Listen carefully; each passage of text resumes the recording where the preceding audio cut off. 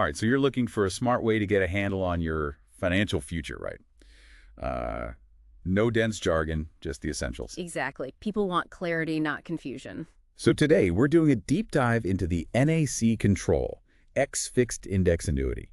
This comes from North American company via Diversified Insurance Brokers info. That's the one, a popular option. And look, the goal here isn't information overload. Our mission is really to unpack how this annuity, well, how it gives you flexibility, and importantly, control in retirement planning. Control is a big theme with this product, absolutely. We're talking like market-linked growth potential, but also that safety net for your savings, and some pretty unique ways to access your money when you need it.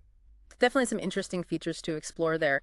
At its core, what we have is a single premium deferred fixed index annuity. Okay, single premium, so one lump sum up front. Correct. You make one primary contribution. And deferred just means the growth phase happens before you start taking income out. Got it. And the growth, I see it's linked to things like the S&P 500, but also these Barclays transitions indices. What's special about those? Well, what's quite interesting is that these Barclays indices are designed with volatility controls built right in. Volatility controls. Right. Trying to smooth out the bumps. Kind of like that, yeah. Think of it like a mechanism trying to react to market swings to potentially lessen the impact. They also aim to allocate based on market trends. And of course, if you prefer stability, there's a straightforward fixed interest option too.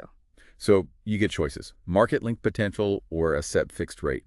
And I saw notes about 1 and 2 year crediting terms using things like participation rates, cap rates. Can you simplify that? Sure. Let's take a 1-year term linked to an index. A participation rate means you get a certain percentage of the index's gain. So if the index goes up 10% and your participation rate is 80%, you'd get credited 8%.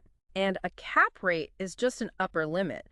If the cap is 7%, even if the index gain times your participation rate is higher, your credited interest would be capped at 7% for that term. It's a trade-off for the downside protection. Right, that makes sense. Protection in exchange for maybe not capturing all the upside.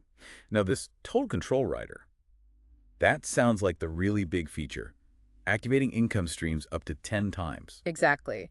This is where the flexibility really shines. It's not a one-and-done income decision. You could, hypothetically, start income, maybe stop it if your circumstances change, and then restart it later. 10 separate activations are possible. Wow, 10 times. That's a lot of flexibility. Right. And it mentions a 10% income-based bonus right at the start, plus a 4% guaranteed roll-up. How do those fit together? Okay, so the 10% bonus gives an immediate boost to the value used to calculate your future income. It's like starting with a higher number. A head start, basically. Precisely. Then, the 4% guaranteed roll-up ensures that this income base grows by at least 4% each year before you start income, regardless of market performance in those linked options. It provides a predictable growth floor for your future income potential. Ah, okay. So even in a flat market year, that income base is still growing. Correct. And there's another piece. They also credit 200% of eligible interest earned back to the accumulation value. So while your income base grows, your actual contract value gets a boost too. Plus, for folks 50 or older, there's an option to start income pretty early, like in year 2. And you can customize the payout too. Level income, increasing income, just for you or for you and a spouse. Yes, lots of customization for each activation. It really tries to fit different potential needs. And speaking of needs, there's the ADL multiplier. ADL, activities of daily living. Right. This is built in.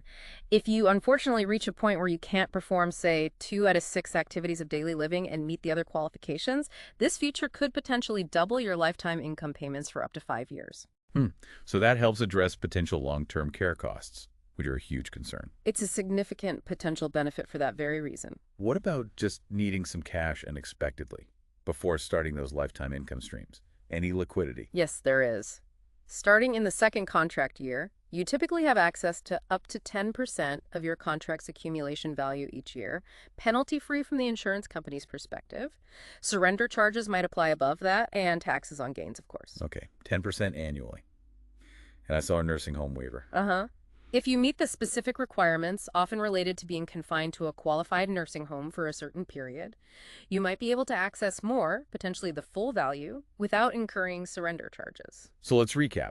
You've potentially got market-linked growth, definite protection from market downturns for your principal in the fixed and indexed options. Right. Your accumulation value in those options isn't directly exposed to market losses. Plus all this income flexibility with the rider, the ADL multiplier, some liquidity, and it all grows tax-deferred. Correct. Growth isn't taxed until you take it out. And important for estate planning, upon death, your named beneficiaries receive the death benefit, which is typically the greater of the accumulation value or the surrender value, depending on the specifics. So wrapping up this deep dive, it seems the NAC Control, X, especially with that total control rider, is really leaning into giving people, well, more control over their retirement income, choices, adaptability. That's the core message, I think, trying to provide confidence by offering ways to adapt as life inevitably changes. Which brings us to a final thought for our listeners. Yeah. Given this focus on flexibility, the desire for growth, yes, but also security and control, how might having the ability to activate and maybe deactivate and reactivate your income streams throughout retirement? How might that ability to access funds almost on demand reshape how you personally think about planning for your long-term financial independence? That's a really powerful question to consider. On-demand income definitely changes the traditional picture, something to think about.